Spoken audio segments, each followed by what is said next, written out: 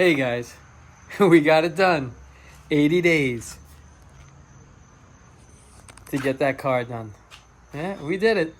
The only thing I'm missing are the wiper blades. Actually, I have them. They're right here. But I'm waiting on a wiper motor. But it's still done. What I want to do, I want to go back to when we first started working on this car. And it's funny, when I first started this channel, I could have taken all of us in a van and went to lunch. Now I need a fleet of buses. Thank you for that. I hope you're enjoying these videos. And there's still a few more cars that have to get done. So, like I say, what I want to do is I want to go back to the beginning when I first started this YouTube channel on this car right here. We call Toasty because it was in a garage fire.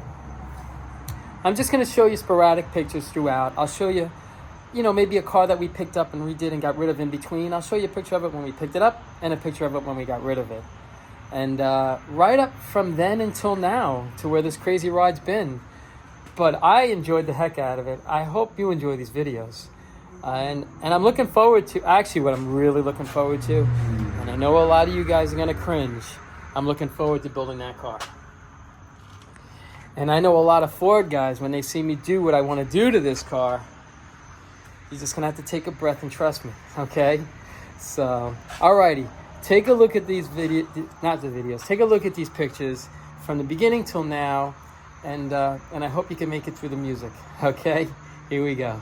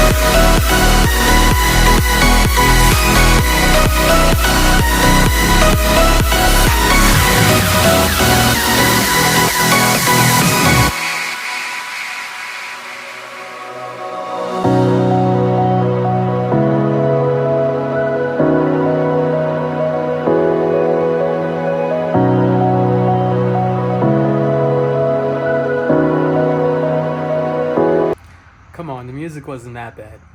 All right, maybe it was. All right, let's go over this car. What is this car? It's a 69 Camaro. One of the big reasons why I felt this is a good car. There's a few reasons, but this is one of the reasons why. This car is an X55 car. Right there, if you can see it on the trim tag. It's an X55, so there's no doubt about it, this car is a super sport. It's not, a lot of people see X11. X11 is not a super sport. An X11 is a trim package. You have your X22 big block cars, X33s and 77s, Z28s, things like that. This car right here, it's an original 1969 super sport. Doesn't have the original motor anymore. It's a 350 4-barrel with a turbo 350 tranny and a 12-bolt posi rear. And the rear, which I just found out, Mr. Wilson told me, he's like, wow, that car's got 331 gears in it. That explains why this car gets up and goes. This car is pretty quick. So, here's the car. It's got the houndstooth seats. This is all standard in this car, the trim package this car has.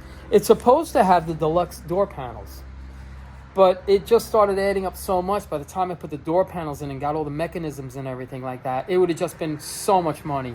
So I went with the standard, well, let me rewind. I was going to go in that direction. So I ordered the rear deluxe panels. If you see them, it's got the one bar across right there.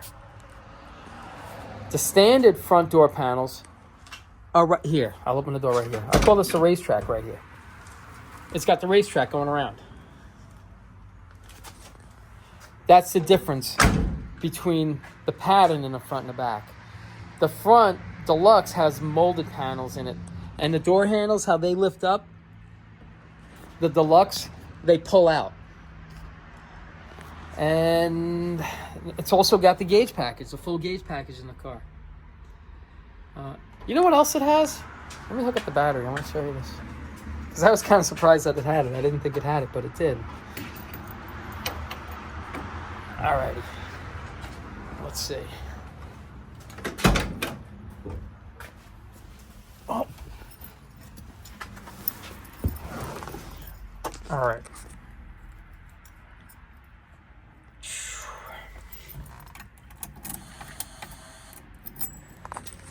All right, this has the gauges on the bottom here. All the gauges here work. This tack, for some reason, is just buried here and it moves back and forth.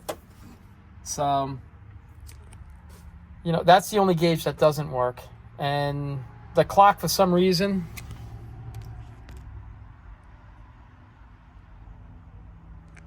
I think it's just trying to catch up to the present time. I don't know.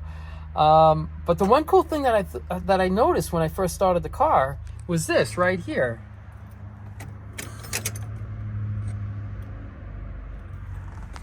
It has a low fuel light, which I thought was pretty neat. I didn't expect this car to have it. And it's got the door buzzer. You can hear it. So, you know, it's got a lot of cool little features. It's got air conditioning, which is pretty neat. You know, it was really trimmed out pretty good. The original color of this car was butternut yellow with a black vinyl top and a black hockey stripe. It would come up over here and then down the side. And down over here, below the trim, it's done in a satin black. So that was the color combination for this car. I like that color combination. For me, it's kind of like an acquired taste. But I wanted to give this car every chance it had for somebody to want this car and just drive it. Because it's been off the road for way too long to not be driven. And I tried to keep it as stock as I could so you could just jump in this car and drive it the way it was supposed to be driven. But this was really the perfect car to restore. You know, it's when I started this YouTube channel, and I say it all the time, I'm just a guy in a garage doing cool shit. This is the stuff that I like to do. I felt that this was the perfect car, not only to restore, it was probably the perfect car to hopefully show somebody who's got a project in their garage who just hits a wall that can't get over it. I'm hoping that these videos can help you get over that wall. So, not that I did a nut and bolt restoration on this car, I tried as close to nut and bolt as I could to show you how to build one of these cars. And it's really not that difficult. It's really not. It's a lot of work, but it's so doable. These cars are so doable. And another reason, you know, like I wanted to show you this garage, other than the lift, and very rarely did I use it, every now and then, but very rarely. You don't need a lift to do these cars right here.